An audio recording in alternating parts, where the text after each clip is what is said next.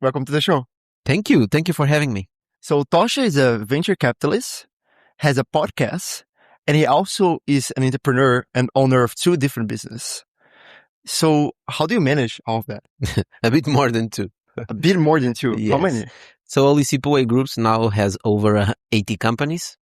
But in our lifetime, we had already over 100 companies. But do you manage all of them? What do you mean manage? Like I am the CEO? Yeah. No.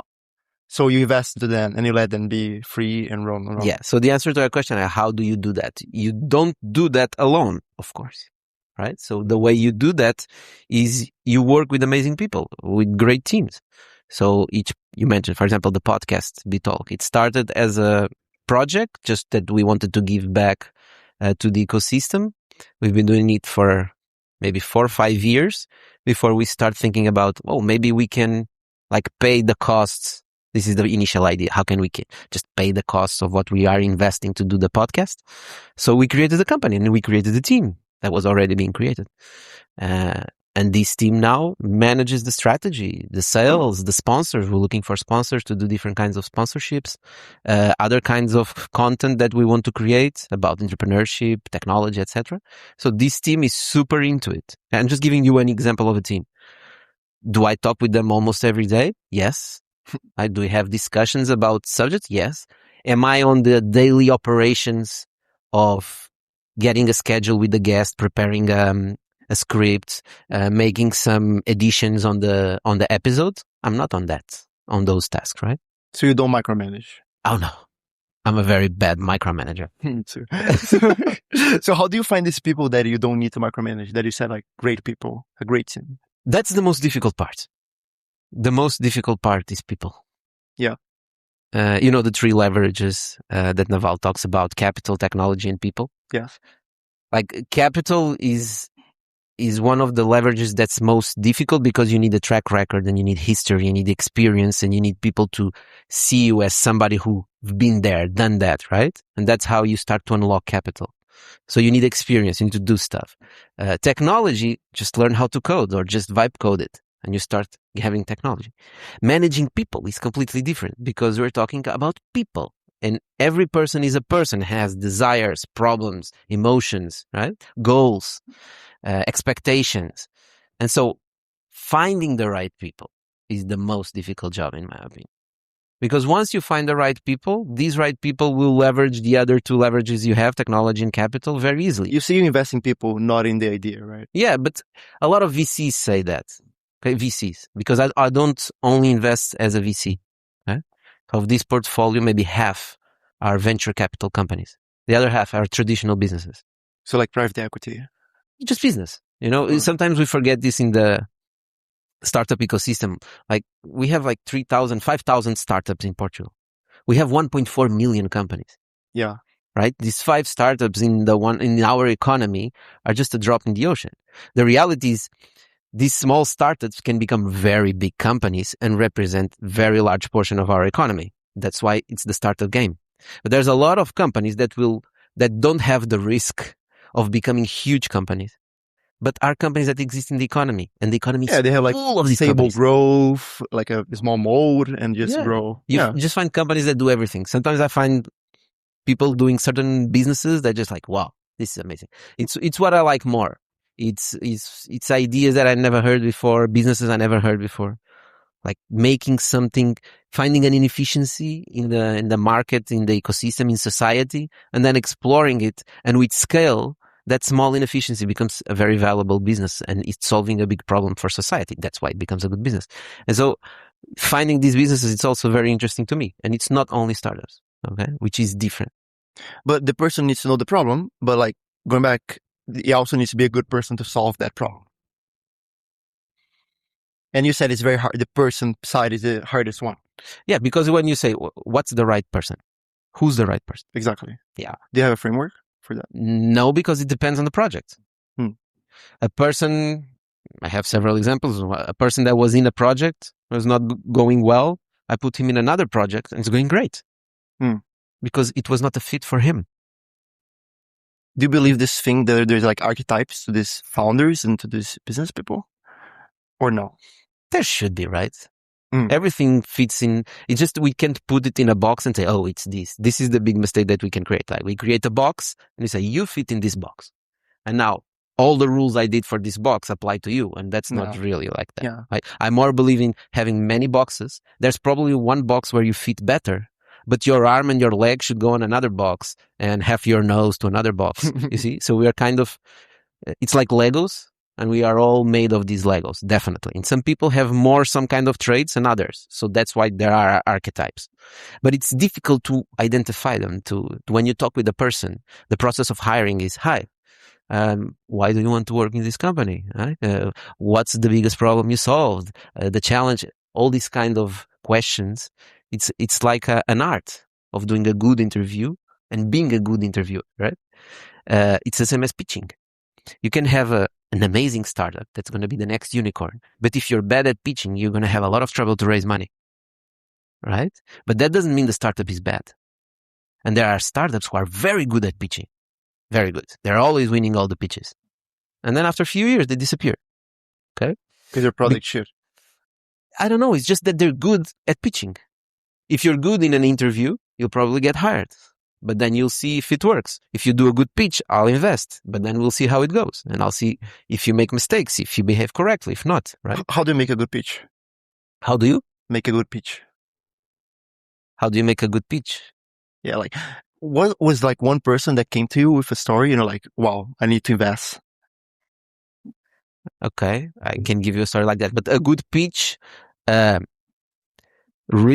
sending a cold pitch by email is one art, right? Pitching on a stage is another art. Okay, just two simple things. When you're on a stage, you control the narrative. You are saying the words and the people are listening. And if your presentation is good, they are listening to you and not reading the letters. Right? When you send a cold pitch, you're not talking. You're not controlling what words the VC will read. And what happens is that the VC normally reads 20-30% of the words that are in your deck. So the more words you put in your deck, the less control you have of the narrative for what the VC will read. So it's a different pitch. Because VCs read pitches like this, right? We don't stop in the slides. Yeah, so like less but better in the slides. Yes, so you can control the narrative. Because imagine you put like 3 sentences, but one of them is the most important that you want me to read. But you put 3. There's a 1/3 chance that I don't read your sentence because I'm just going to read one. Okay, I got it. Fast, because I'm doing a fast search to understand. So why do the consulting guys put so many stuff on their slides?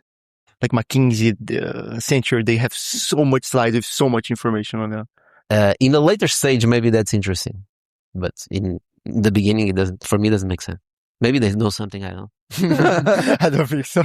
But I know I know how the investors look at decks because I've seen investors looking at decks, right? Without the founders present. It has to be fast because there are many decks and we need to go over them quickly. It's part of the game. What do you look for in a deck?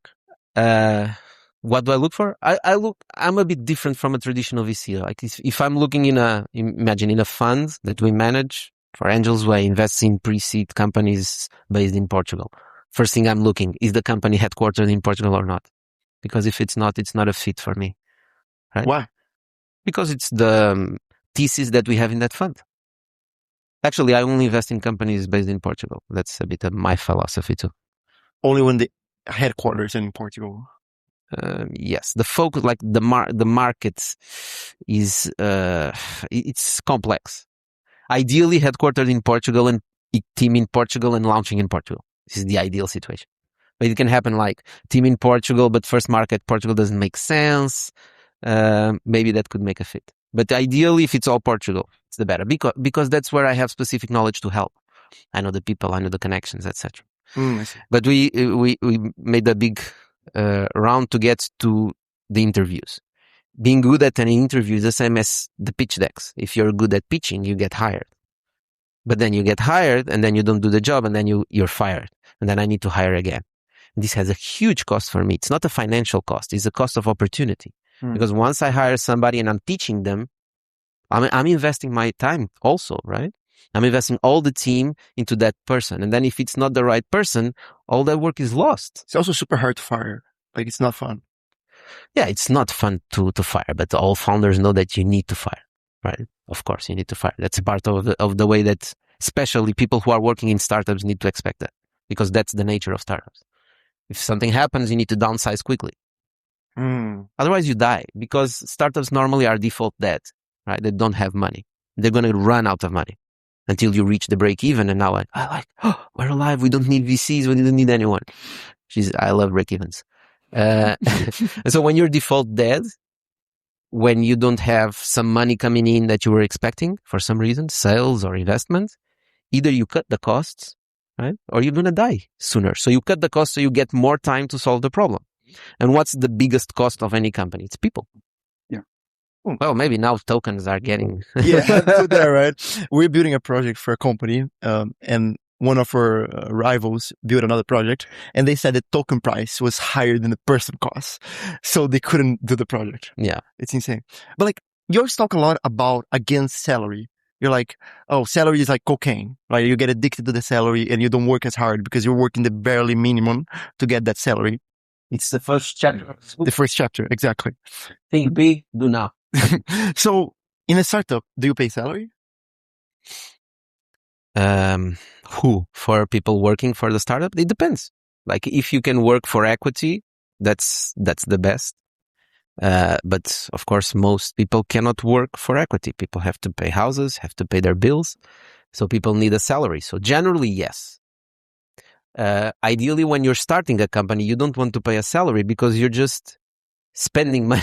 Yeah, exactly. The idea of a startup is how to spend the less money possible, right? People say, oh, but they raised 2 million. Yes, but still they want to spend the least money possible in order to grow always, right? And so if you don't pay a salary, that's a cost you don't pay. And in the beginning, it's a good investment for everyone. Okay. But you're saying that. But Komodo, you guys are training models from scratch. And that's probably like super expensive, no? Mm-hmm. We're not training from scratch, but yes, you guys are fine-tuning models. Yes, we work with a lot of GPUs. We need to just a bit of context. Models. They're doing AI for accounting, and they want to replace the accounting. Yes, is that right? So you guys are training your own models. Yes. Why?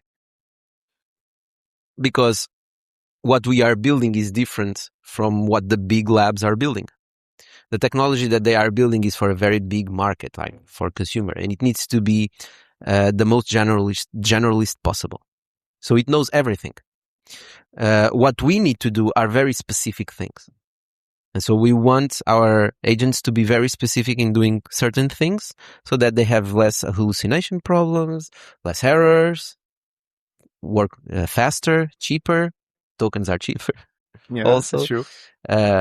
The idea was never to build an accounting firm, right? I can be an accounting firm. We've done accounting for many years. We know what to do. We can create some plugs, put some MCPs, and then some Claude and OpenAI. We can use all of that, and we can create a very efficient accounting firm. But in Komodo, we don't want to create an accounting firm. That's not our goal. Our goal is to create the layer zero of the economy. So what we want is to take care of all the bureaucratic stuff that a company needs in order to work in our society, right? So in the future, of course, you're going to have agents that do everything. You're going to have the agent doing sales, the agent doing websites and products and research, whatever. But there will come a time when you make a sale. When you make a sale, you have to issue an invoice. And that invoice has certain rules that you need to follow. And after you issue the invoice, there's another set of rules that you need to follow. And this set of rules are very specific to each country. Especially in Europe, we like bureaucracy a lot. And in Portugal, we're very good at certain kinds of bureaucracy. For example, putting technology to allow us to remove bureaucracy is something that Portugal does quite well. And we are an example in many countries in the world. People come just to see some of the things that we did. For example, the chave móvel that we have, like the way that our autoridade tributária works, the guy who gets the taxes. It's very, very digital. So it allows us to create an interface between the state and the people so that you don't worry about all the bureaucracy about companies. This is what we want to do. Okay. And so the goal here is not so much about doing sales very efficiently, but about doing a technology that's very specific. So that's our why we have such a big focus in technology. So we consider ourselves a deep tech company, not a fintech company. I see. And that's a great mission, actually. Do you think you can completely replace accounting in a firm? Yes. Completely. Crazy. What is accounting? Just putting numbers in Excel and like submitting to the government. If that's your accounting, yes. Now, if it's regulations, if it's thinking about the business, if it's understanding inefficiencies, how to use capital in a more efficient way, should you use credit? Where should you use venture debt? A lot of these things that the CFO does, I think this still has a long life in our society.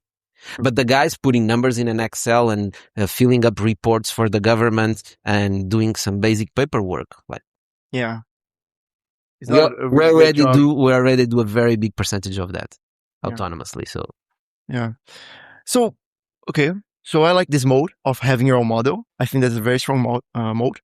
And you said before that you have technology, capital, and people, right? Naval recently said that software is becoming uninvestable. Yeah. Because it's being replaced because the price of coding is going to zero. Mm-hmm. Do you think that's true? No. I think that's a typical Naval thing to say because he likes to put things simple. I agree with him. I know where he's getting at. It's easy to do MVPs. It's easy to do a software, but you're not going to vibe code the infrastructure of a bank. Right? And so I think until we can actually have AIs that are completely replacing human writing code, we're still a bit far away from that. You don't think we're at that point there? No. But it's an incredible tool. We use it a lot. How much of the code you think is written by AI versus human? How much of the code? Yeah. There is no quantification about that. It doesn't matter because it's a symbiosis. I'm not expecting you to write a lot of lines of code. I'm expecting for all the lines of code that leave the AI and go to a pull request or whatever to deploy. They've been verified by you. You know exactly what's there and you wouldn't change anything. That's the most important. I don't care who wrote the line. I just care it's right. But let's say you have a software and I can just copy your software and make the same thing in MVP in 2 days. So what's the moat behind your software? You can't. It's not an infrastructure for a bank. Okay. But a lot of softwares you can just do. Let's get a practical Salesforce. I could make Salesforce in a day. Okay, you can. But the guys who buy Salesforce are not the guys who do that in a day. What do you mean? You know the sentence, nobody was ever fired for hiring IBM or for buying IBM. No. Okay. So the idea is there's a set of companies that exist in our society that work like an insurance. For example, big consulting firms, right? There's a lot of things that you can do and you can request a small company to do. It's much cheaper than hiring Deloitte or whatever. But we continue to hire those big companies. Why? Because if somebody asks or questions my decision of who I hired to make the report, I can also say, I hired Deloitte. What else would you hire? If I'd said I hired a guy in the street corner, like, why would you hire that guy? Like if there's a mistake, if he makes a mistake, it's my mistake. If Deloitte makes a mistake, it's their mistake. Because of their prestige. Because the prestige, the way they are perceived in the market. Salesforce is very similar. If you're building a software and you're concerned about not having bugs and etc., you're not going to use a software that was vibe coded 24 hours ago. You want to buy Salesforce. Oh, but it's more expensive. Yeah, but at least we'll continue to work here. We're not going to have problems with the board, the administration. Right? I see. It's also an insurance. So, I see what you're saying. So it's I hire McKinsey because I can outsource my decision and I don't take accountability for it if I insist. Exactly. You outsource the responsibility. Because if they say, do A, it only becomes a problem for you if they say, do A and you decide to do B. Right? Then you're running the risk. But if they say, do A and you do A, how is somebody going to point the finger at you? Like some say, how did you not notice? They're like, McKinsey didn't notice. The McKinsey consulting guys told me to do this, so this should be right. Yeah. A lot of this business of these firms comes from this. But they're really good at what they do. Don't get me wrong. Have you ever hired Deloitte? Yes, I've seen work from them. I've been involved in things we did with these kinds of firms. not these specific ones that we mentioned, and the work is good. Like, so what do you think about this new kind of consulting that is emerging right now, which is like more like Palantir type, where it's like results as a service or software as a service, where they get 4 deployed engineers inside your company, and then they do the software for you inside the software or from scratch. Yeah. What do you think about this? I think it's an amazing strategy. It just works on some specific clients, right? You need to find a client that's so heavy he cannot move. He's so heavy he cannot move, but he has a lot of money. If you create a good relationship and they trust you, that's a gold mine. Well, you can see for Palantir how it worked out for them. Yeah. It took a long time, a long time. Years, right? Why? Because they're building trust. They're getting to the systems of the government. It's quite complicated. Plus, they want the War Department, right? Which is even probably worse. And they have probably something about the CIA and FBI and all of this. The ICE as well. It's crazy. Yeah, I don't know. But once they got this support from the government, then the government is confident that they're going to do an okay job. For sure, a better job than the government can do. Yeah, for them, it's like outsourcing. Like, bring some engineers, let them be here, let them learn the systems, let them develop. Then it's ours. Here, we pay you. It doesn't matter. Because if we do it ourselves, it's not going to be ready in 3 years. Because of the bureaucracy. So you're hiring. Yeah. I see. Also, big corporations do this too. So for these kind of companies, you think building trust is the most important part? But the most important, yes. And how do you build this trust? With time. Now it's like go to sales one-on-one books. You need when you're selling to this guy that is afraid to hire a small company and he hires McKinsey, right? Who are you? What are you selling? Are you a startup? You just created a company. If this guy wants to hire McKinsey to make a decision, he's not going to use your startup. Only if I make it like zero risk for him. Yeah, maybe. You see, but you're trying to understand. So how do I make zero risk for them? You need to get to know them. You need to get to know their business. You need to show that you understand, that you care. They're not just one more line in your CRM. And like, after you read his email, you go to the next one. You're really into that client because, of course, this contract probably is very big. So you can invest all this time, right? It's the same in advertising. Like, if you can do ads for products that cost 50 euros a month. But you'll not do ads for products that cost 50,000 a month. Like, 50,000 a month requires a person, requires creating relationship, requires trust. Also, a 50,000 sale has a lot of room to give a good commission. A $50 subscription, you cannot put a person in a half an hour call closing a client for 50 euros per month, right? The economics don't add up. So you need to find ways to acquire those clients in a more effective way, more scalable way. Once it becomes more scalable, it becomes less personalized. And so you should start treating people as numbers. And now I'm going to get to the juicy part that you wanted, which is exactly what the companies that are developing AI and automations today are doing, right? Do you receive emails about companies that want to automate your operations with AI? You don't get emails like this? Yeah. Sometimes? Yeah, I get Oh, them. you probably get a lot. I get a lot of them. And it normally starts with the sentence, what if I tell you that I can bring you 10 clients tomorrow? For free, right? And just give you commission. Yeah. So these companies have this problem, which is, the problem is complex to solve because AI is a revolution. And companies who are now using AI have an advantage. Okay. But these consulting firms are selling an insurance for these companies. They're not selling a product. Now we go back to McKinsey, right? Everybody's talking about AI. You're a business owner.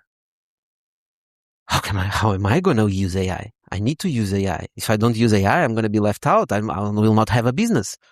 Yeah, you need to use AI. Yes, I'm going to use AI. Okay. So what do I do with AI?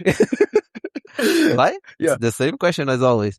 And then the consulting firm comes out, well, I need to understand your business and etc. And they start to develop tools. But the tools that they develop need to be in pair with the amount of money that these people are willing to invest. Okay? So if I want to make some automation in your business in a specific flow, I cannot use you don't need the best of the world, right? You need something that works. And I need to do something cheap because you're not going to pay me 20,000 for this service. Maybe you're going to pay me 4 or 5 or 6. Right? So I need to be more efficient with the technology I deliver to you. And so I start having different clients and I start seeing patterns. Oh, everybody asks for this. Everybody asks for that. Everybody asks for this. And so I start having templates, right? This is all over the website boom again, where you had people with templates and they had these templates that would go to a restaurant and say, you don't have a website. Let me do it for you. Bam. Now with AI, you're going to have lunch. Well, when you finish lunch, your agent already did the website for that restaurant, right? They don't know how to use the technology. You can. And so you start having all these templates to sell to your clients. And then these templates, in order for you to cut costs, they become generalists. They're not so personalized. And once you leave the client, they don't know what to do with that. You see? And so this is kind of the mess that we have right now. There's a big opportunity because in this boom of websites, for example, I think it's a good comparison, although it's smaller. A lot of people made a lot of money. And today, I think a lot of people are going to make a lot of money with these automations. I'm just not sure of what's the percentage of these automations that are just garbage. And I think it's very high. For the business owner, how does he know if his automation is garbage or not? He doesn't. That's the problem. What about KPIs? What if you measure the results? That's what they try to do. The problem is because you need to measure and think differently. If you use the same KPIs you had in the past, it's probably the test will fail. Because in order for AI to really have an impact in your business needs to change. It's not like some process or some tool that you introduce. The mindset of the people working with you needs to change. The way you think about it needs to change. So there's a lot of things that need to change. And I don't have time right now. I have 2 clients outside. I have this client I need to visit. And then I have a problem with my accountant. And she's a pain in the ass. She's always asking me for invoices because I don't use Komodo because that would be easier. And so I don't have time to think about the AI. You see? I see. And so the technology is amazing. Yes. When I see an engineer, guys that know what they're doing and they show me their agents and everything that they're doing, it's amazing. It's incredible. But when I think about the guy in the corner implementing that in his company, it's impossible. They just don't have time to do that. And the knowledge. Even I get scared. Sometimes people say, you try it, Tocha. I need to do all those commands and install all these things and machines. Can somebody just make it so I can try it? It's the same thing as like SaaS. Like people use that software because it's already integrated in their company and the price of changing it is too much, right? Like you don't want to change. Yeah. But like, have you heard about this new idea, which is service as a business? So basically you go to a company, I go to you and I say, oh, you have, a law thing. You have 50 people. I'm going to get in. I'm going to map all the workflows. I'm going to replace everything. I'm going to fire all the 50 people. And then I'm just going to put 2 people from my team work with agents that have the leverage of 50 people. And I just replace your team. And you outsource to me. So you pay me and I outsource your entire team. Sounds interesting. Have you heard about it? No. But it makes sense. Yeah, it makes sense. And then later, you can, like you said, you get the firms and then you productize it and you make it into a product to resell it later. Yeah. It's very cool, Ian. Crazy. Yeah, I understand. It's the gold rush. Everybody is drunk. Do you think it's a bubble? Of course it's a bubble. Is it going to explode? Probably. And then? Probably will. But like worse than the dot-com bubble or? All bubbles, that's why it's a bubble. The bubbles is something that's normal. Like when you have your bubbles when you're a teenager, it's the same with the world. But we're always coming back to teenage years because bubbles is just the enthusiasm of people looking at the technology saying, wow, this is revolutionary. I need to get into this. I need to participate. I need to be part of it. And so a lot of people start becoming part of it and ideas become really loose. And some incentives in the way the society economy works create the incentive for the bubble to grow more. I'll give you an example, right? Sam Altman and Dario talking about AI is going to end the world and all of that. That's a gimmick to raise money, in my opinion. I don't think they really believe it. Maybe they already convinced themselves. But that's a gimmick to make money. How do I know that? Because it's much easier to raise money like that. Much easier. Like if you say, oh, I'm going to launch the new Mythos and it's going to find all the bugs in cybersecurity in the world and the world is going to end. Right? So in 3 months, we're going to join this team, amazing, and they're going to fix all the bugs. And then you have the leak of the code. How can you be an optimist and still prepare for the worst? Prepare for the worst. Yeah, of course. Makes sense to prepare. Prepare to be prepared. So you're an optimist, but you still think about the worst possible outcome. I need examples. Okay. Let's say you're putting me in a box. Okay. Let me think. Remember we talked in the beginning about boxes? I don't like to be in a box. Okay. Let me think. Like, do I have a bunker for the end of the world? So let's say an investor. I don't have, but I thought about it. You thought about it? Yeah. Why not? Okay. So let's say an investor. I feel like, should I still have cash on the side if everything goes on the shit? Even if I'm an optimist. Have you heard about Seneca Bible by Taleb? No. So basically this concept where you have 80% of your cash into very safe bets and then 20% to very risky ones. Okay. That's a kind of like playing safe. Do you think that's worse than just being an optimist and putting 100% in risk bets? I don't think that's being an optimist or pessimist. That's just being stupid. Right? It's different. Okay. Optimism or pessimism is when you don't, it's something that will have a big influence in the way that you live your life today. Like the end of the world has a big influence. When I need to be like sad walking in the street saying, oh, in 10 years or in 5 years, the world's going to end. It sounds really boring. Like for that, I want to be positive. I'm investing in a startup. It's a pitch deck. It's pre-revenue, pre-everything. They want to be a unicorn. Am I pessimist? Like if I'm pessimist, I'm not going to invest.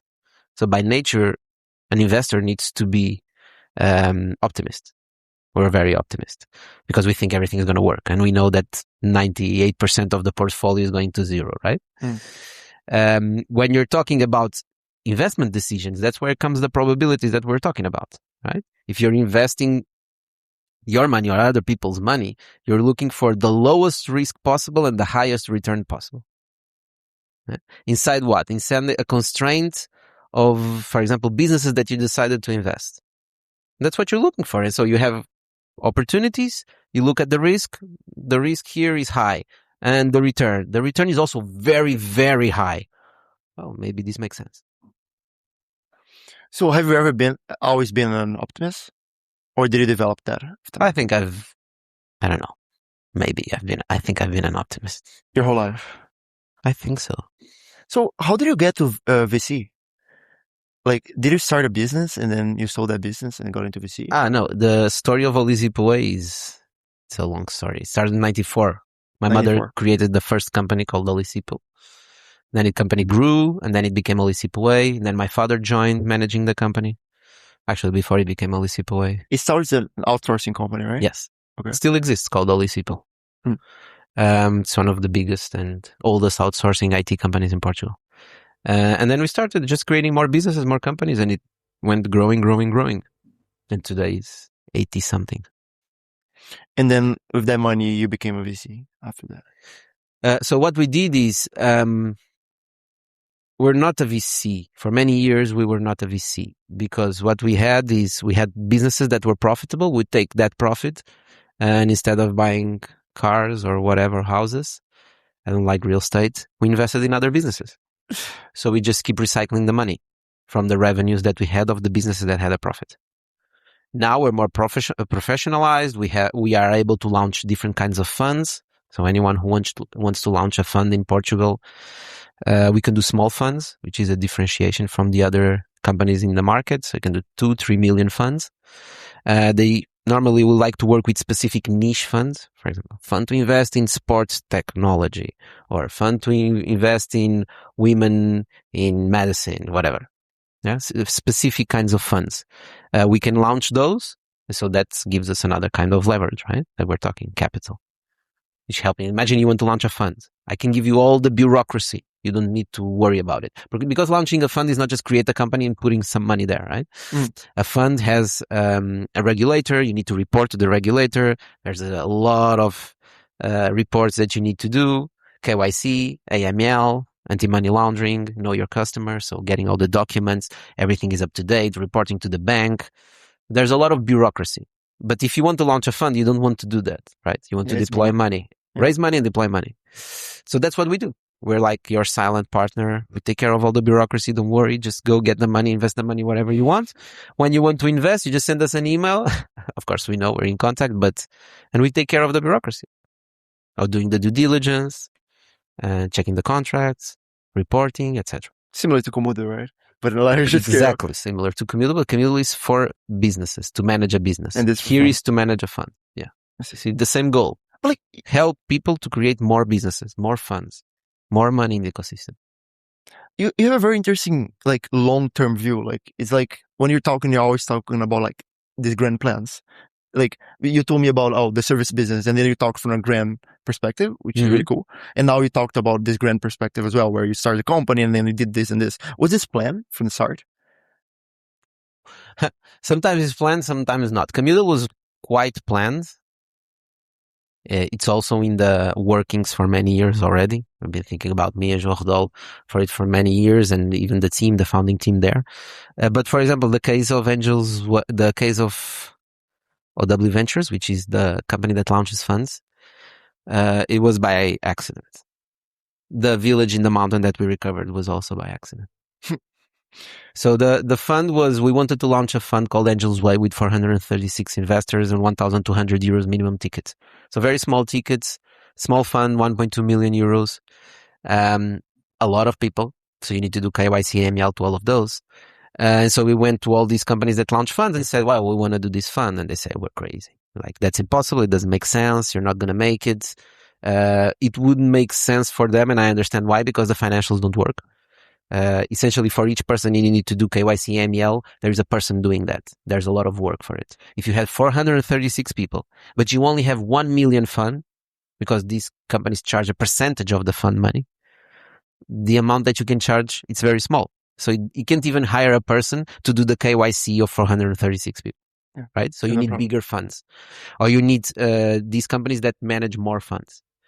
So everybody said it was impossible. And we're like, okay, so how are we going to do it? We start thinking about doing crowdfunding, but crowdfunding had a limitation of 51% of the company, something like that. Then we wanted to do... we could talk with people and create a company with 436 shareholders. But to do that, you cannot publicize that you're doing that. Meaning, you cannot publicize that you're raising money from outside people. If we together get as a friends and everybody puts 10K and we create a fund of 200K, whatever, that's okay. We are friends. But once I talk about it in Bitalk or in my social media or etc., once I start talking about it, it becomes a regulated activity. And it falls under CMVM, which is the Portuguese regulator. So we tried with the lawyers, find a solution. We couldn't. We came to the conclusion the only way is we need to do one of these. It's called Sociedade Capital de Risco, SCRs. So they manage funds. They can launch funds. So we would create one of those, and then that would create our fund. And then this bigger, is it a company or is it a fund? Yeah, it's a ventures. It's a Euclid fund. That's me. It's when I touch like this. Yeah, this button is... Yeah, I get it. Yeah, so this company has the 436 people as like... It's a fund. Oh, it's still a fund. Yes. It's not a company that's holding the fund. No, this Angel's Way is a fund with 436 people that invest in startups. We already invested in 13. We want to invest in 20. And so it's going really well. It's very similar to the new Naval idea. Did you see that? A bit different. He's looking for exit liquidity. We're starting investing in pre-seed companies. I think it's different. But I've seen it. You're still getting people to invest into... Very big private companies. Yeah. But apparently it's like super high cost as well. I saw some people saying that Naval's project was a bit off for Naval, because I think it can be very easily painted as exit liquidity for big investors or to dump on retail. I think he's trying to get that. That's interesting. No, I don't think that's what Naval wants to do. It's not like he created that fund. He's associated with the people that comes from Angel List. Right? He's not there every day. He has the Impossible Company. The Impossible Company. I heard about that. I have no idea what they do, but it's impossible. Nobody knows. Sounds cool. He doesn't want to say. Yeah. But I like that project just because it's a different kind of instrument for the economy. It allows for normal people to invest. So in our case with Angel's Way, the problem we found afterwards was to create a fund in Portugal. The minimum ticket of an investor in the fund is 50,000 euros. That's crazy. Yeah, it makes sense. That's dumb. Yeah. But luckily, we found out that in a few months they were going to change the law because there was a European directive to lower that amount to €1. Oh, that's good. So actually, when we wanted to do the fund, it was not even legal because we couldn't accept people with 1,200 euros, which is our minimum ticket. And so we had to wait for the law to be approved. Then we created the SCR company to launch funds. And then we launched the fund that we wanted. So now we launch other funds. So we don't have only Angel's Way. We have other funds and we're working with several people in the ecosystems to launch new funds. And so this business opportunity came by because we wanted to solve a problem in Angel's Way, right? Angel's Way became a problem for us too. Because if other companies didn't make money with the fund Angel's Way and they wouldn't accept it, how would we make money with that fund, right? The answer is technology. So just to give you an example, we don't need to do the KYC for 436 people because we log in them with Chave Móvel Digital, which is the Portuguese authentication method. And so we automatically get all the documents and we compile a report to send to the regulator. So we don't even need a human to do that. Okay, so that's one of the ways that we solve. But now we have an opportunity of launch other small funds. We even want probably, let's see if we can increase Angel's Way fund to have more people and more money. So this was something that happened. Are you going to make an angel list in Portugal at some point? Well, maybe. To have everyone investing? I think we have a better idea. Can you share? Not yet. Okay. That's exciting. Yeah, but you're very bullish about the Portuguese market. This is years. I'm talking about in, 10 years maybe. You're very bullish about the Portuguese market. Optimistic. Yes. Yeah, you can say that. But you also say that like the American advice doesn't apply to people here in Portugal. Some of the advice doesn't. Like which advice do you think it would be like hurtful? Look, the ecosystem is different. Like in US, you walk and you see a VC in each corner. Right? Yeah. Here you have 10. You have like maybe 10. We know everybody knows each other. Like there aren't many. It's a different ecosystem, like a different market, the size of the market. It's the same rule, like if you're launching in China, it's different rules. You cannot use the Silicon Valley podcast or Bitalk, a Portuguese podcast, to learn how to launch a business in China. China is different. They work in a different way. The way their economy and society is organized is different. So that means you need to have different kinds of advices. That's why I invest in Portugal, because I know this country. You have the network, you know everyone. It's not only network. I have the experience. I know the culture, right? I know the ecosystem. I know the companies. I know the decision-making people. I can bring value to a founder besides money. In any other geography, I don't bring much value besides money. Well, she's going to ask my opinion. Okay, yeah, I'll always give you my opinion, but founders want more than that. Oh, we have this problem. How do we solve it? I'm going to give you a number. Call this guy. This is what founders want. And this is the value I want to give. It's not, oh, what do you think of our website? Oh, I like the colors. They're very round. I don't know anything about website. Find the guy who's good at converting people in website and ask him. And then you know the contact and then just give that contact. Or if I don't know, I just tell the founder, find the person. It doesn't matter what your wife or you think about the website. What matters is, why is the website there? It's to convert, so it needs to convert. There are extraordinary specialist people to help you on that. It's going to be cheaper. Right? Creating Tocha Router for... no, I don't want to do that. No, that wouldn't work. That wouldn't work because if you do that, the value of the network will come down. Because, yeah. It's the same thing as when people say, like, you go to a VC and say, oh, you want to invest in us? And he says no. And the no is not because of some reason that's a hard line, let's say. For example, you're not in Portugal. I only invest in Portugal. Okay? That's a no because I cannot invest in you. But if it's a no because I don't want to invest in you, and sometimes you have that when you're talking with investors that have a fit with your startup. If they don't want to invest in you because they don't believe in your team, in what you're building, whatever, and you ask them to make an intro to other VCs, what's the point?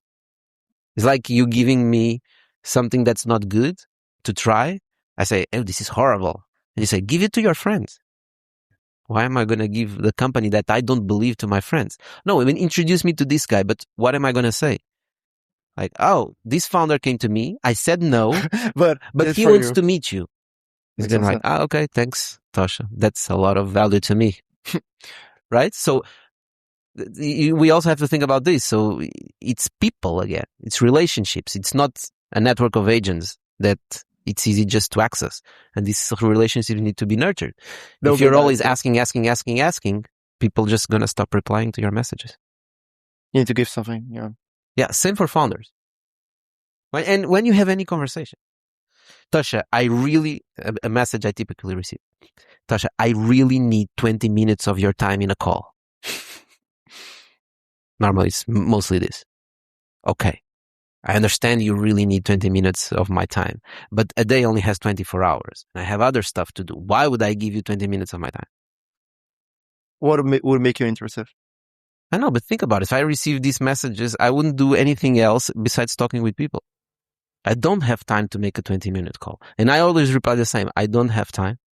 But if I can help you on this message, I will help. How can I help you? And normally people don't have the right question. That's the problem.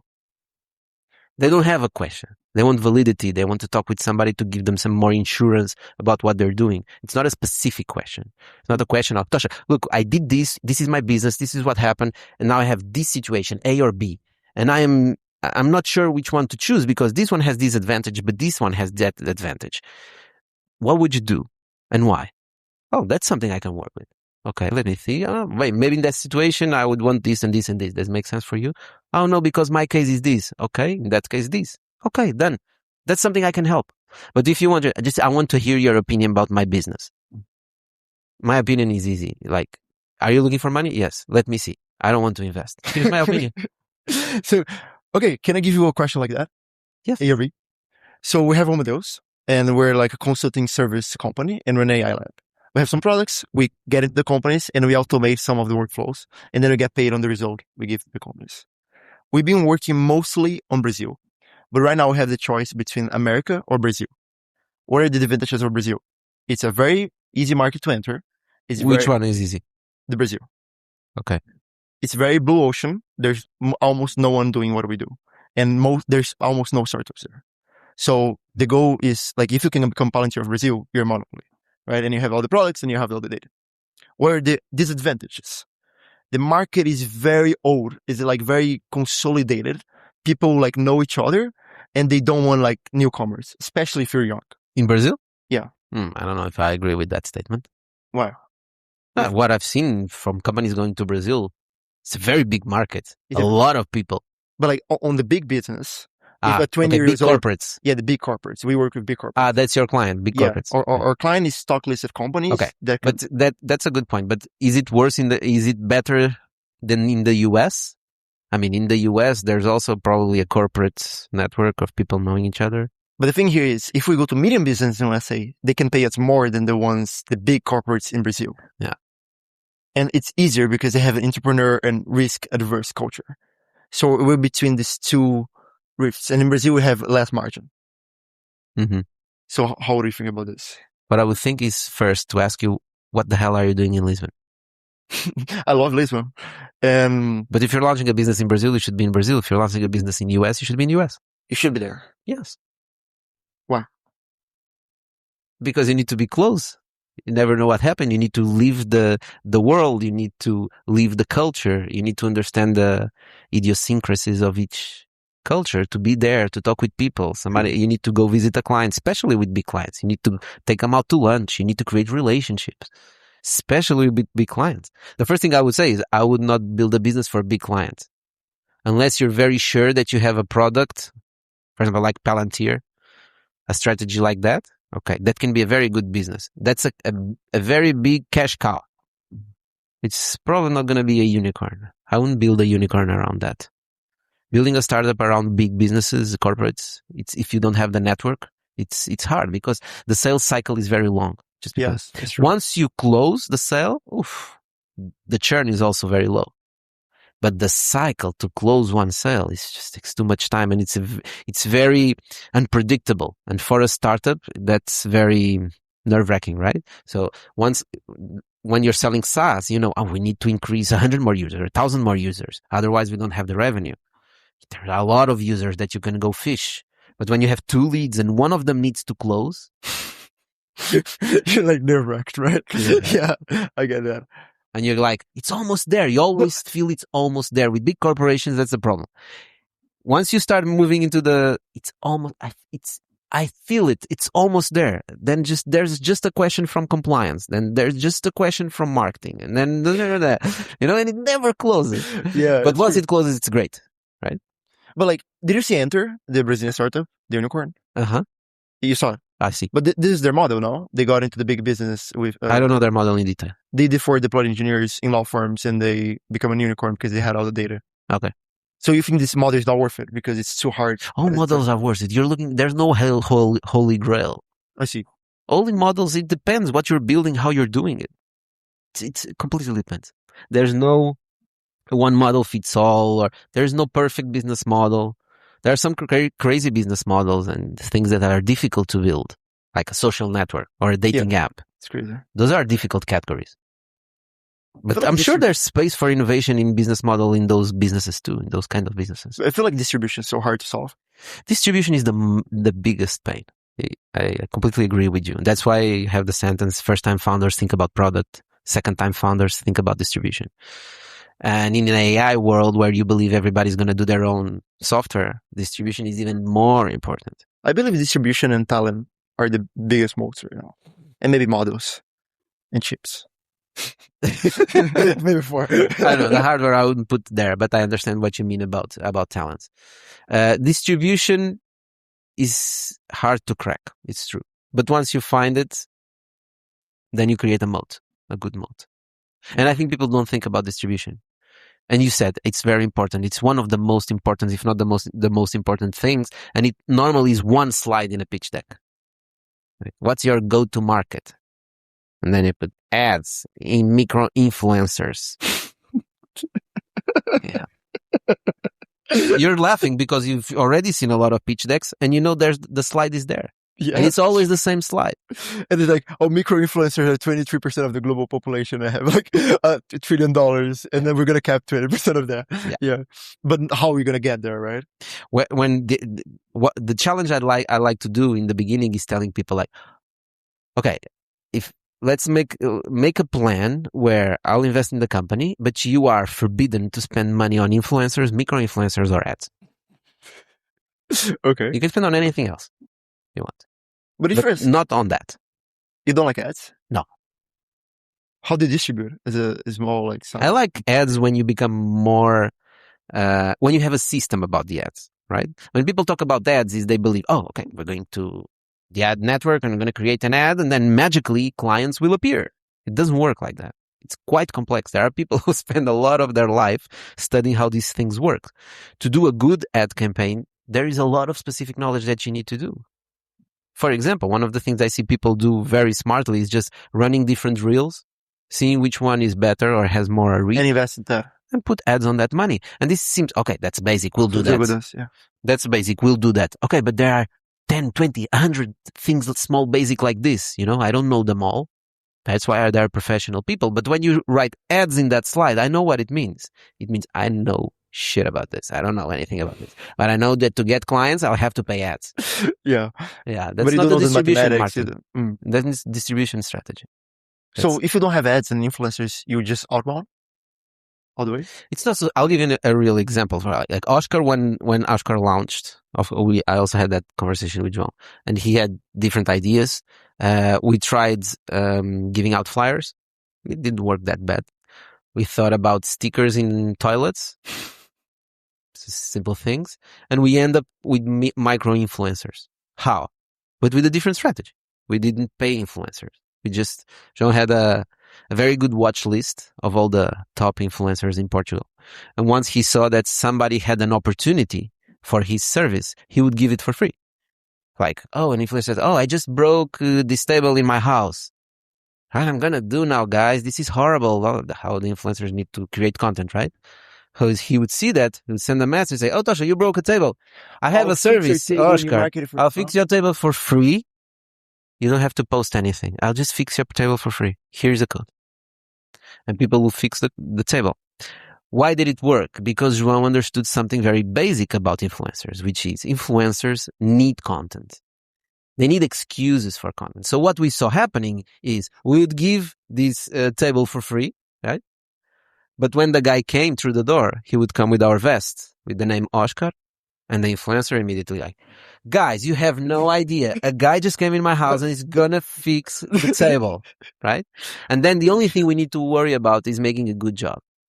Because once he leaves the house, she has to take another picture and says, "This table is better than it was before." Done. You don't need to say the name of the company. You don't need to say anything. People will find out by themselves, and it works much better. So that's a way that a company use micro-influencers, but they spend €0. Well, they spend the investment of the service, right? Yeah, also the investment of thinking about that, because that's a very smart idea. Yeah. Also the investment of the technician. So Oscar works with people, right? Freelancers.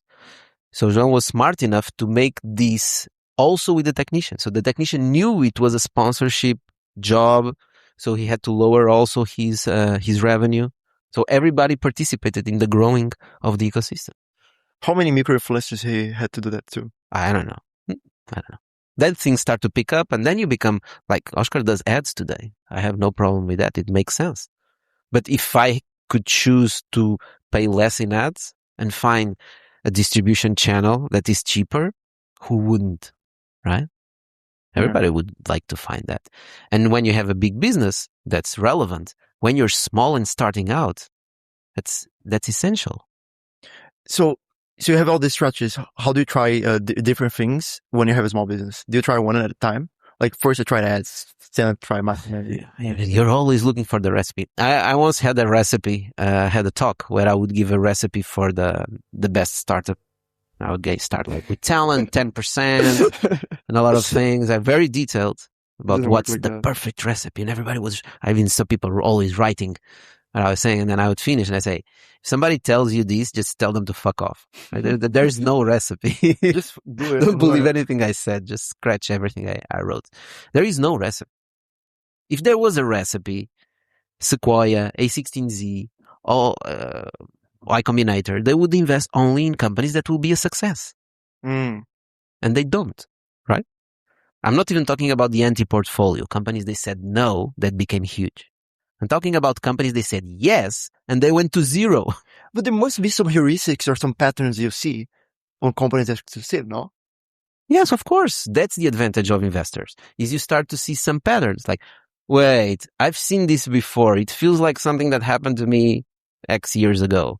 It ended badly because of this and this. Let's take care about this part and this subject. Let's make sure this is correct. And we lower the risk. This is experience. This is very valuable, right? But most investors don't have this experience. Most investors are financial, especially VCs managing big funds in later stages. They're financial people. They look at an Excel. It's different from managing a business. You need to have ex-founders as investors or mentors, right? Yeah, I think you need to have a network for yourself, independently of the business that you're building. Of course, if you start building a business in one area, you'll start to get surrounded about people in that area. That's okay. But you also always need to keep your network and rely on people. Like I don't have a person that I call or a group in my WhatsApp called Tocha Mentors. Like I don't have that. But sometimes I have some subjects, some questions, some things I need. And I know some people who I call, some people who I message. Right? This is the support that you need, I think. Of course, if you can have great investors, that's better. Investors are also mentors. Yeah, but as says Koshla, most investors give bad advice. And it's true. I've seen really bad advice from investors. And it doesn't come from a bad place. It just comes from inexperience. Do you even give advice? Like, if I give advice? Yeah. I always give advice. Do you also, like, manage the people you invest into, or you just let them be with your advice? No, of course. They're the rulers and captain of the ship. I'm there to support them, not them to support me. That's something the investors get really wrong. Founders choose the investors, not the investors choosing the founders. Ecosystems where the investors choose the founders are bad ecosystems. Are ecosystems that are not mature yet. Unfortunately, we are closer to that than US is, for example. I mean Europe. But we are close, we are better than, I don't know, Ghana. I have no idea what's happening in Ghana. Maybe I'm being bad and Ghana is great. But maybe there's not so much capital. And when you cannot choose your investors, the investors get too much power.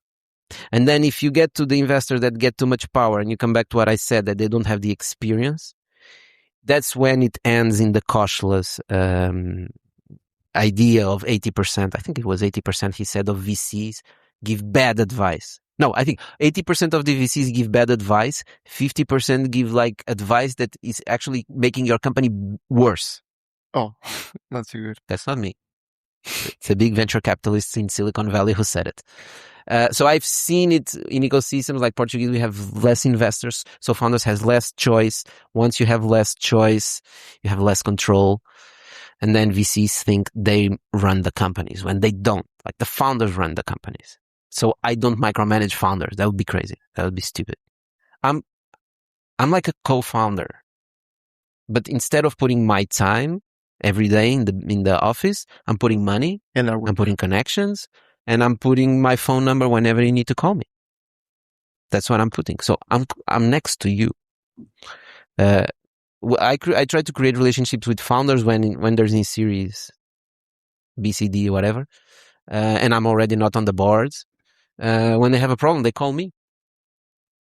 You're that guy that they can... Oh, Tocha, you're the guy I needed to talk about because I have this problem. It's not for all the problems because I'm not the right person for all the problems. Tocha, I have a big problem. I need to hire a CFO in Spain. Yeah, awesome. I don't know how to help you. I have no idea. What do you think is your specific knowledge that you have? It's here. It has to be in Portugal. It has to be in Portugal. And yeah, part of the specific knowledge I have comes from the experience of these kind of different businesses. Because I've been building these businesses and supporting people, because some of these businesses we built. We created them, right? And I've seen many different business models. I've seen many different situations. So I think it just builds a specific knowledge in you, right? If it's something you can teach, it's not specific knowledge. Yeah. It's something you experienced, something you feel, which makes me wrong many times, which is okay. But when you're right, you get 1,000x return, right? Which is pretty good. Yes. Not only money, there are different kinds of returns. What is your goal? My goal is to create wealth. How do you define wealth? Is it David Deutsch definition? Maybe David Deutsch definition is great. David Deutsch is great. Wealth, like people know wealth. That's why in Portuguese is a difficult word. There is no word for that as there is in English. Wealth. Like doing what you want, not having to be somewhere where you don't want to be. Doing something you love. Having a smile on your face. And we have a big problem with that, humans in general, because we're too pessimist. Yeah. But also we have a lot of problems in our society. So I'm trying to solve some of those problems. I think part of those problems come from the Industrial Revolution and the way we organized our society and capitalism. It creates challenges, and people who are more powerful, meaning richer, of course they call the shots. And they tend to leave the world to a place. And this problem that Marx talked about the conflict between the owner and the worker. Well, the owner always wants to minimize costs and pay less to the worker. And the worker always wants to make more money. It's a principal agent problem. Yeah, of course. It's impossible to solve. We haven't solved it. We still hire people, give them a salary. They're not happy because their salary is not enough. This is not happy because the company's revenue is not enough, whatever. So we need to align the incentives. That's why I'm trying to align incentives with people. Like, you want to get more money? Okay, the company needs to have money to pay you.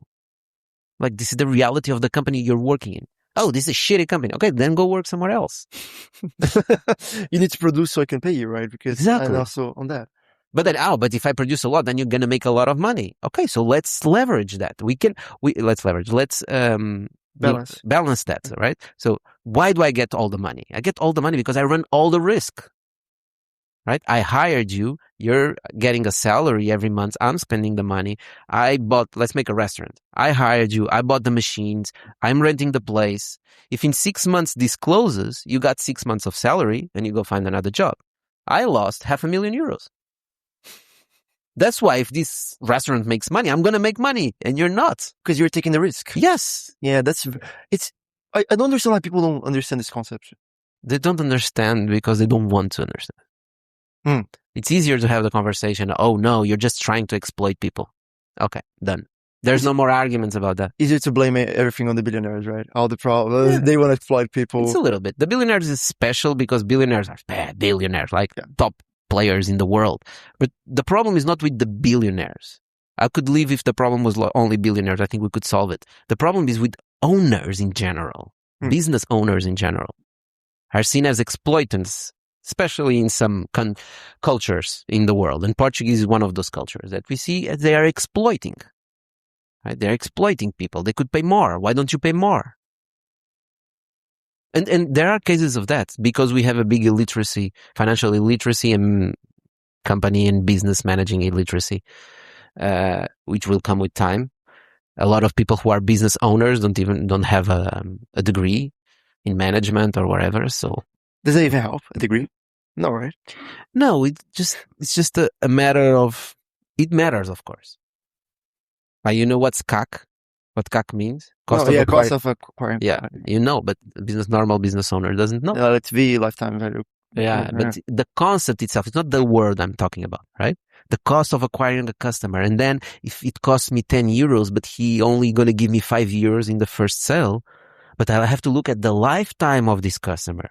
And the lifetime is going to give me 100 euros. So spending 5 euros to acquire this user is a good business decision.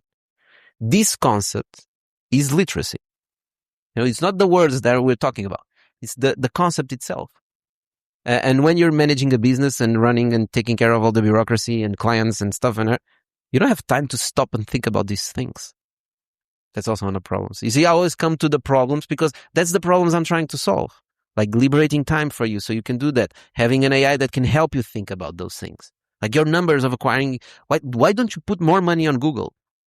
Why would I put more? If you put more money, you have 1,000 euros extra. If you put 1,000 extra, in 12 months, you're going to make 25,000 euros just because of these 1,000 euros now. Well, how does that mean? Well, compound interest and lifetime value. So wealth is about freeing time so you can focus on what matters. Yes, and that's where we're going. That's why everybody's shit scared. Like, okay, AI is coming, it's going to take all the jobs.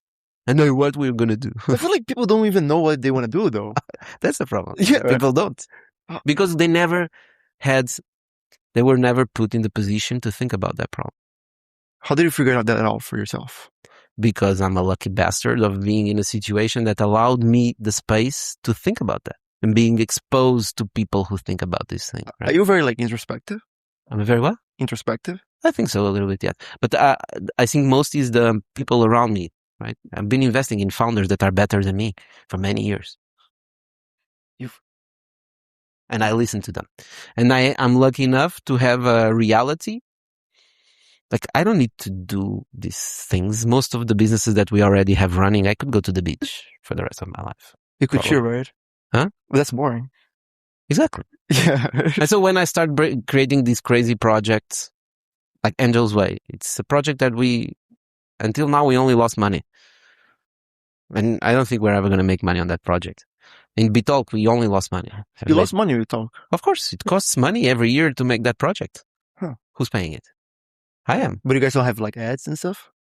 We're starting now to put some advertisement. But I don't want to interrupt and say, do you want to buy the best telecom on? And it's so not real, right? Oh yeah, I'm doing this podcast and I also drink this thing. That's another problem we're trying to solve, which is we don't want to do those ads. But these companies, they are used to do those ads. Why? Because they need scale. They cannot invest in a podcast and say, okay, now we're going to invest money on this podcast and all our clients are going to come from this podcast. That's not true. They need to invest in 100 or 150 podcasts. And so they need to try to treat them all, you see, with scale, which is no personalization. Everything is the same. And so when we come to them and say, look, we don't want to make the ad, we have a better idea, which is better.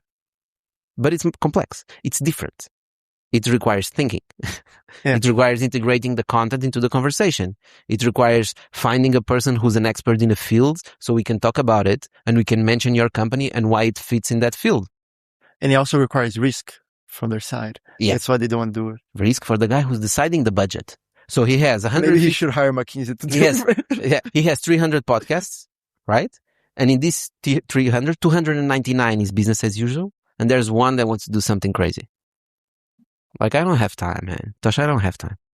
Like, just tell me. Sometimes what happens is they tell me, just give me exactly what you want. Because I want to explore with them. Like, what are your business goals? What's the message that your company wants to put out? What's your goal for the next 5 years? Where is your company going? Oh, you want to be more connected to sustainability? Okay, we have some projects in the mountains. We could connect those. We could make this forest and this and that and that. It becomes a conversation. It doesn't become just, oh, here's the product, buy it, yes or no. That's the difficulty we have in Bitalk. So you would like put the product in the conversation naturally instead of like interrupting it. Or other ideas. I feel like Substack is a good business model that I wish could exist for podcasts as well. You have like in YouTube many podcasts. We do it. Patreon does that. We have a subscription for Bitalk too.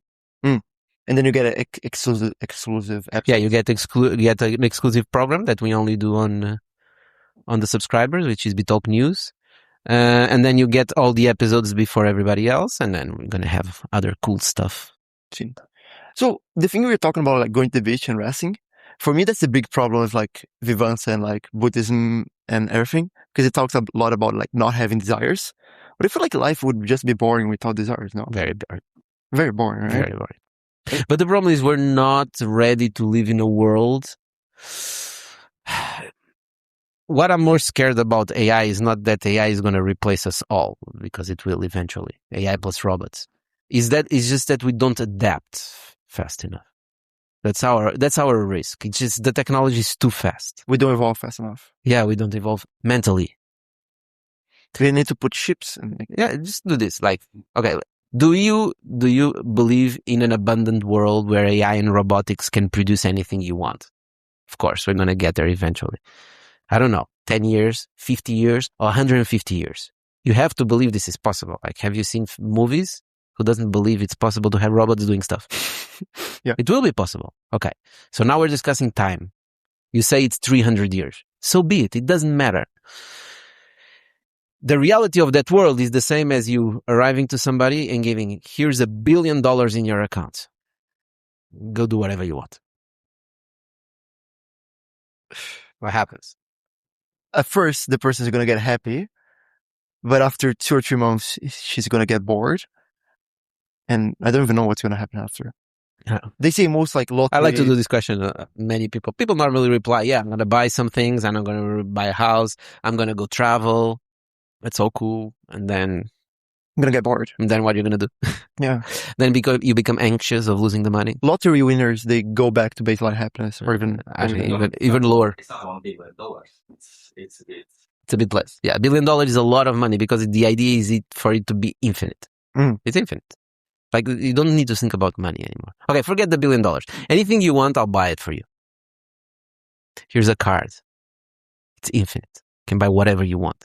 I'll still do the shit I'm doing right now. Yeah, but they're not the person I'm talking about. I'm talking about generally the human being doesn't think about this. This is not a reality. Doesn't make sense to spend energy thinking about this subject because it's not going to happen, right? They never think about it, but the green is always greener on the other side. So they think they will be like super happy. Yes. What do you think would happen if everyone was like extremely wealthy? We had a worse mental health crisis than we have now. Worse? Yeah, much worse, of course. People get crazy. People do crazy shit. No, it doesn't make sense. If everybody had wealth, then there's no money. It's just it will get inflated. No. That's not the idea. We're not talking about money. We're talking about the idea is a world wealth. So it's equivalent of everybody has infinite money. There's infinite resources. You can do whatever you want. Deutsch defines wealth as like the ability to change. So basically, a word of infinite wealth is like you can do whatever you want, always. But the even worse part would be now add to that you live forever. Oh no! Yeah, it's very interesting because we want all of this, but we don't even know what we would do. What would you do if you had infinite wealth? Infinite wealth? The same thing I'm doing. Same thing. Same thing. Just invest in more companies. Yeah, just do. It's not so much about investing in companies. It's about doing projects.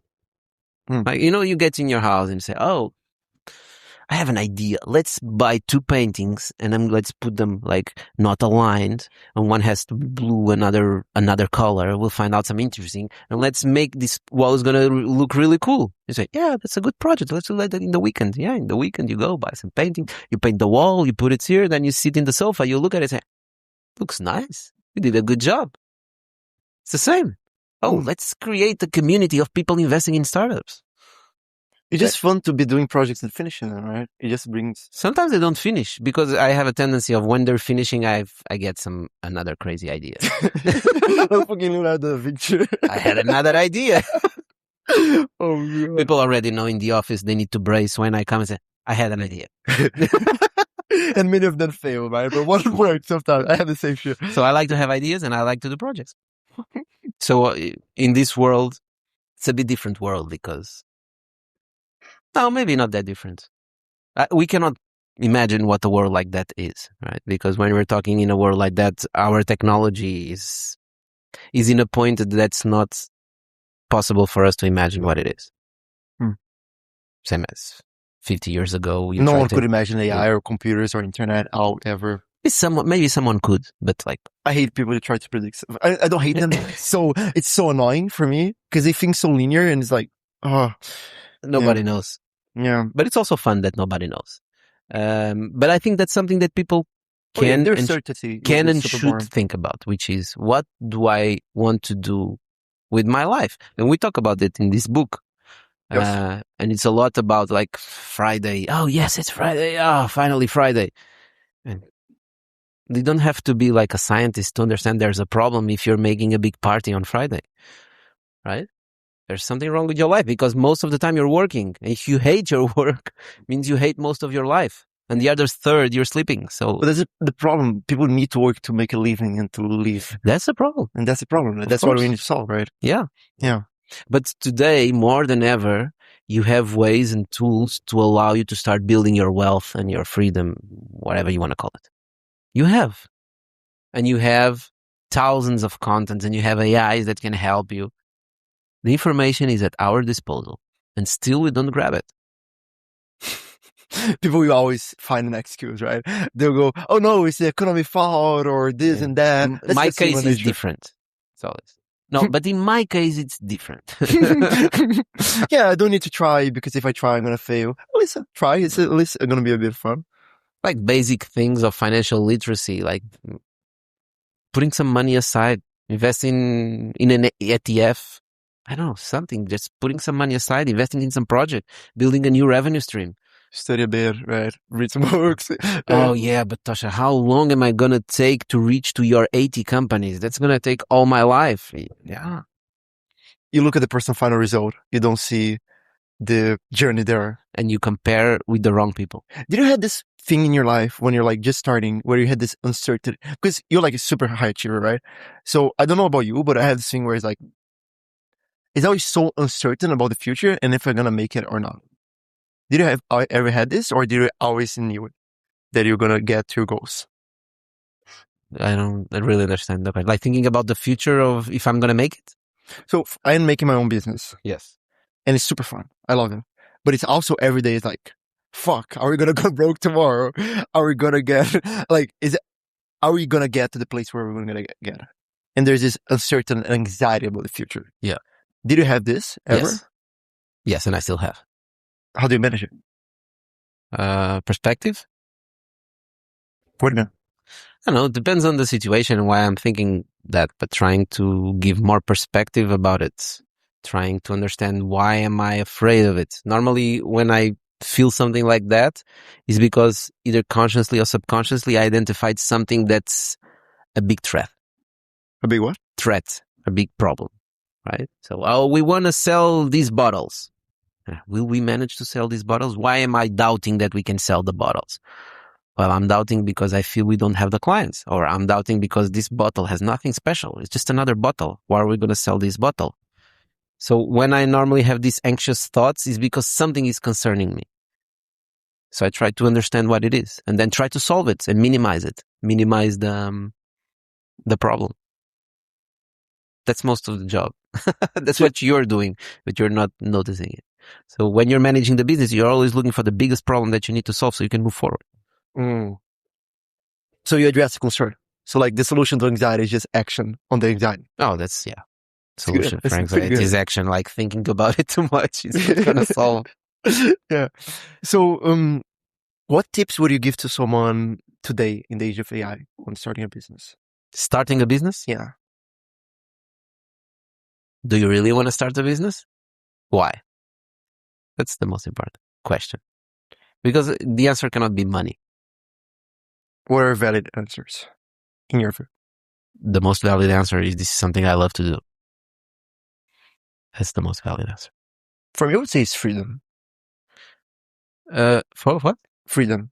Not freedom, but like being able to make something great and have like my way of doing it. But there's no less freedom than being the owner of a business. But you're still taking risks in your Like when you're starting a business, like Friday, 6, 7 p.m., go home. Don't think more about work all the weekends. Yeah, but you love it. At least you're doing what you want to do. But you see, you cannot connect it to freedom because I've seen this many times. No, I want to create my business so I can be free. No, you're not going to be free. It's going to be worse. So don't start the business to be free and don't start the business to be rich. Start the business to have this project that you like and finish it. Yeah. Why you start a family? Why you do any kind of projects? You get very upset on Friday night. We're like, fuck. Now we cannot. Yeah, nobody's gonna reply our emails in 48 hours. Oh, I hate the weekends. I hate the weekends and the holidays. It's so bad. Yeah. Our whole business runs on like outreach. So far as weekends are the worst. Yeah, but you also need to find the balance there, right? Because if what happens in this case is that people get too excited about the companies, they give everything, and that's why creating a startup when in your early days is the best time. Like I have kids, I like to have dinner with my kids, for example. And the younger you are, the more time you can give to that. But you cannot come to if you're only looking for money and trying to build a startup to make money, it's most probable that you're not going to succeed. Because it's the biggest probability of a startup is not succeeding. It's not your fault. It's not because of you. It's just the reality. And for a company to succeed, startup, there's so many things that need to align. More than in a business. Much more. And so you can fail and it was not because of you. And you just need to be careful of giving too much of your life. Like I gave 4 years of my life. I didn't even left the office. I didn't do anything else. And now the startup is dead. And now my life has no meaning. Do you think that's bad? Yes. I think it's a risk you need to manage. How do you manage that? And not allowing you to think that weekends are so bad like you guys just did it. You need to find ways for the weekends to become interesting. I love weekends. Apart from the business, what do you do? Oh, they're great for strategy. Like we just think about strategy on weekends. Yeah. Well, I like to be with my kids. Right. No, but before my kids, I would like to do on weekends other stuff that I cannot do on weekdays. Thinking also it's an opportunity, definitely. But the idea is balance. You need to find balance. Balance, but imbalance in the sense of building a startup with a balanced life, it doesn't exist. Yeah, exactly. Wait, so you're telling me two different things? No, first I know. It's because you're looking for a recipe which doesn't exist. Okay, that's crazy. But it's also scary, right? You spend like 4 years of your life in the startup, but at least you learned something. At least you tried. Yeah. That's why it has to be fun. That's why it cannot be the goal. Like, what's the goal? What's the end goal? The end goal is I'm gonna die. That's the only certain thing. Yeah, so might as well get to it and kill myself. Why don't I kill myself? Because fuck the goal, right? Because like I said, the goal of the business is to sell the business and make a lot of money. Yeah, but what happens is once you sell the business and make a lot of money, you're going to feel empty. If you don't have anything else, you're going to feel empty. If you're going to sell a big business, you need to start preparing your life for the post-sale. And you need to prepare it with months ideally years in advance. You avoid it and think from then. Yeah, because what happens is if you just, something that occupies 90% of your mind suddenly disappears, you get into a state. Definitely get to a state. It doesn't need to be, you're going to have suicide ideas or whatever. I'm not saying that. You're just going to get to a state. You're going to question everything. You're going to think, wow, what's my life means? What have I been doing? Where do I want to go? Where I'm going to spend the next 5-10 years of my life? Because after 5-10 years, I'm going to feel the same about that. If I sell the business, maybe I don't want to sell the business. Maybe what I want is go to the mountains and live like Buddha. This is when this kind of shit happens. Did you have this ever happen? No, I had it a long time ago about deciding more or less what I want to do, how I want to live, and where I want to live. How old were you? How old I was? I Yeah. don't know. I was young. Yeah, people don't spend Naval again. Don't spend so Enough much time time. thinking about the three questions, right? Yeah. Where are you gonna live? Who I'm gonna be with? And what's the third one? I don't remember. What? No, what I'm gonna work at? Yeah, something like that. Yeah, it's great. I wish everyone could be a business owner and everyone could like do that. That's why we're building Komodo. Do you believe in $1 billion companies that Sam Altman is selling? Yes. Right. That was easy. Are you gonna How you mean? How or why? You already had $1 billion company with one person before AI. Who? The guy who created Minecraft. was Not he sure. alone? Not he was alone here. Interesting. No, No, he got but kicked out of the company or some stuff like that. He no, was a Nazi. Yeah, I don't know his story, but I know he made more than $1 billion, right? Right. And he was alone. makes sense. So there's $1 billion company with one person. Yeah, but now there is this like 2-person company, right? These two brothers. I don't even remember what they're doing, but they're like 2 billion company now. Yeah. And I think with the AI, it's just going to happen more. Do you use AI agents in your own life? Yes. No? Which one do you Wait, you need to like. Yeah. Which one I okay. use? Yeah. I use them all. Did you try Hermes? What? Hermes. No. It's so great. Man, you need to try it. Yeah, I know. It's really cool. But But you know yeah, how many times I hear this in the AI space per day? Just 7 or 8 times. Tocha, you need to try. Have you seen that? You need to try this. Great. I mean, it's like open cloud, but better. And it learns on its own mistakes. It's super cool. yeah, it's great. Okay. Let's check it It's like the closest we've been to Jarvis, I would say. Yeah, It's pretty cool. It's amazing. Yeah, but you've invested into a bunch of startups, right? And you've invested into founders. So what are the core traits you're looking for? He's going to say there's no recipe. Yeah, there's no. But the core traits. So there's one very difficult trait, which is the balance between listening and changing your mind and not changing your mind. So sometimes you get founders where you tell them something, look, I don't agree with this on this point. I think it should be like this. And they immediately change your mind and they start mirroring you. They say, oh yeah, you're right. You're going to do like that. Then you have another type of founder where you say, well, you have a problem here. You should be doing this. And you say, no, you're completely wrong. That's not the way. It's this way.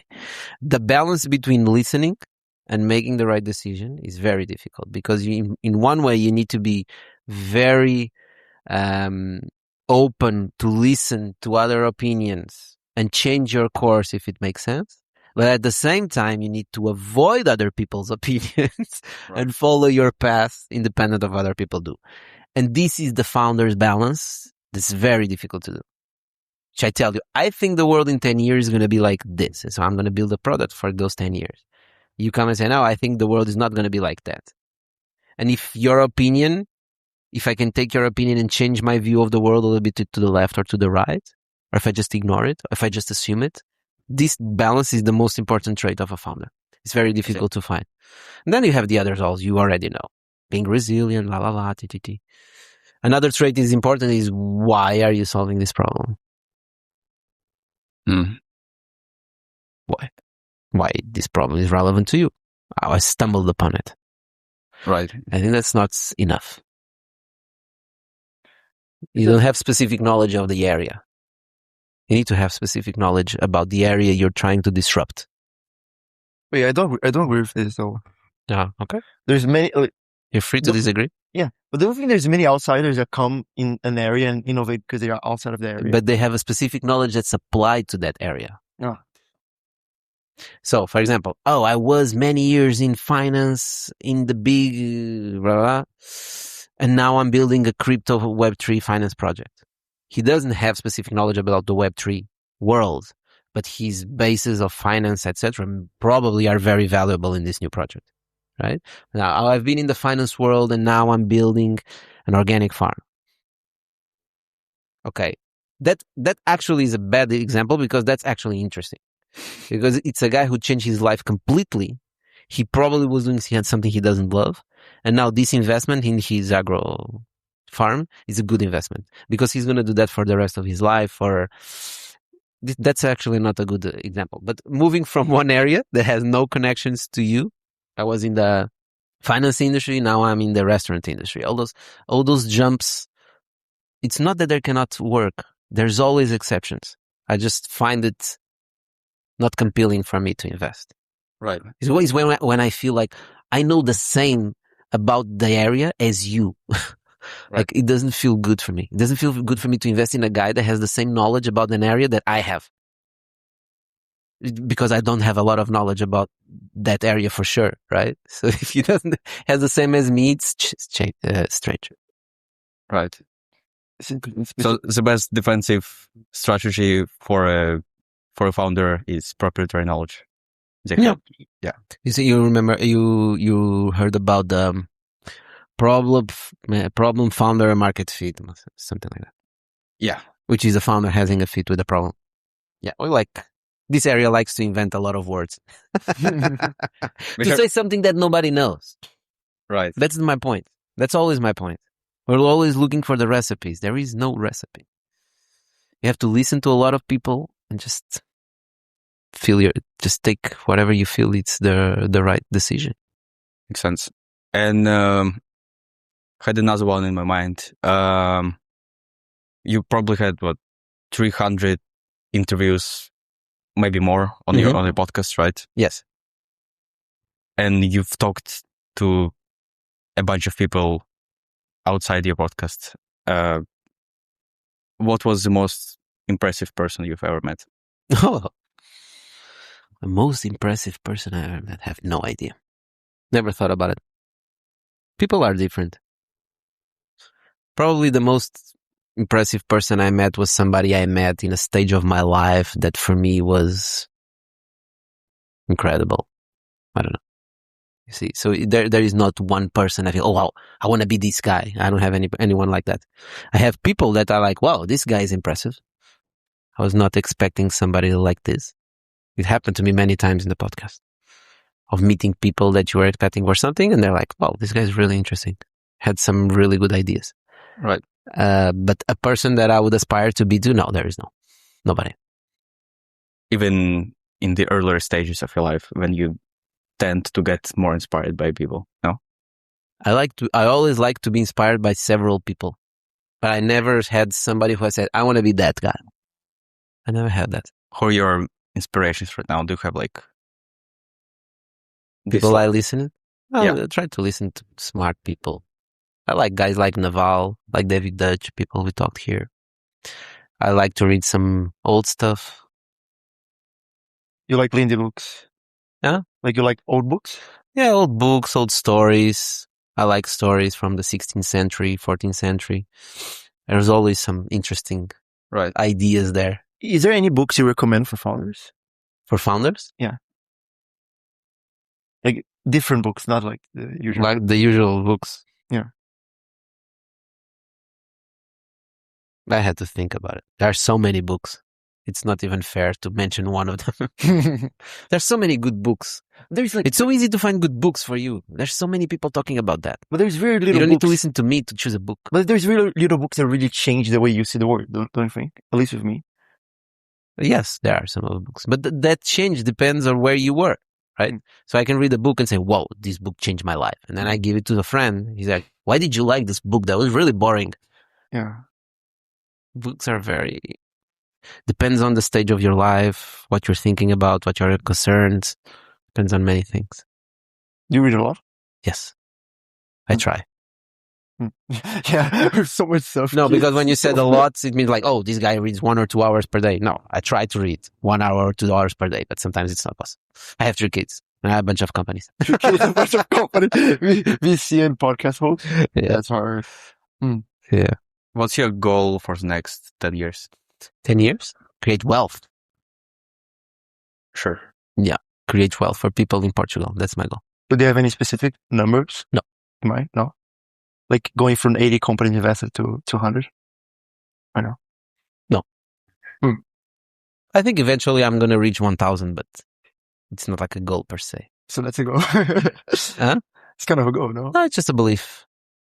Do you want to stay in Portugal? Yes. Like as a business? Yes. You don't want to go international? You only invest in... No, I want to go international. Most of our companies are international. Right. I can sell in France, but I don't need to be headquartered in France. Right. Okay. What is the most successful company you invested into?